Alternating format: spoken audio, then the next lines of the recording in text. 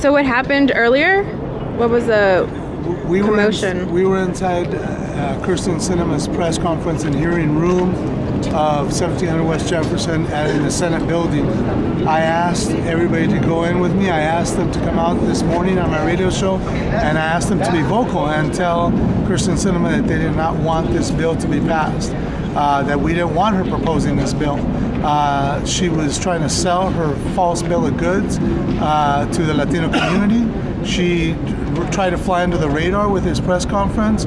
I was told she wasn't going to have it, and then ended up she had one camera in there filming her. And so we all went in, started filling the hearing room, and when we did, I started chanting.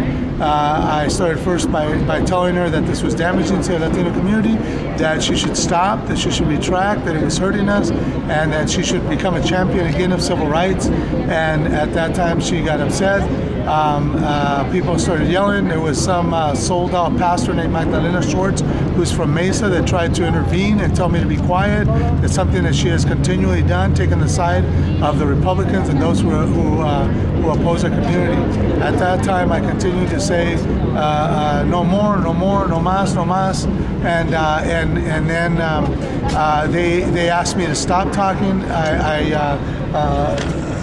I refused to stop talking, and they called more backup, and then they told me I had to leave the place, and they kind of pushed me, and I went ahead and left. When I left, they told me they understood what I was doing. The cop said, "I understand, Carlos, there's got to be another way to do it." And I said, "No, this is it. This is the final stand." And they escorted me out of the building. When I was standing there, I realized that they were escorting out two women, a woman and her 15-year-old, or now I'm told 17-year-old daughter, that was just getting ready to go into the military. I understand she was going to go in Monday to sign in, and she's, I believe, already been accepted, and she was going to go in and get her stuff to get into the military.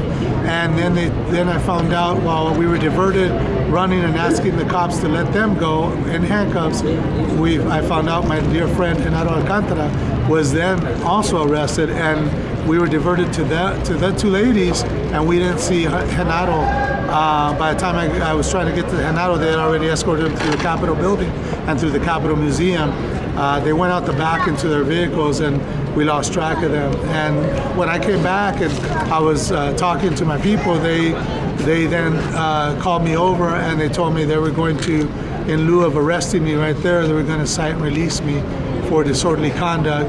And they took me to the back of the Capitol building, and 3 cops stood by while one wrote out a citation and released me for disorderly conduct. I didn't want to sign the ticket, but they told me if I didn't sign it, I would be arrested, that they couldn't serve it on me because it was criminal. So I signed it, and then they called me back over again a minute ago and told me that I couldn't go back in the building today. I guess it's just for today. So I can't go in and listen to the hearing that's going on, the Appropriations Committee hearing right now. So,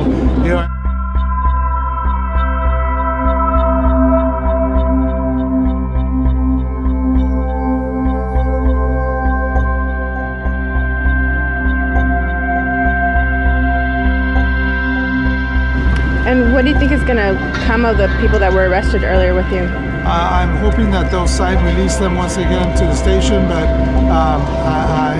I imagine at the worst they're going to book them, and I just hope they don't go through a humiliating process of being booked into jail, into the 4th Avenue jail, and then released. It would be very humiliating for these women and for my dear friend Genaro Alcantara, who now is a U.S. citizen, that came here as part of a group of 13 people that crossed the desert. 7 died while they were crossing the desert.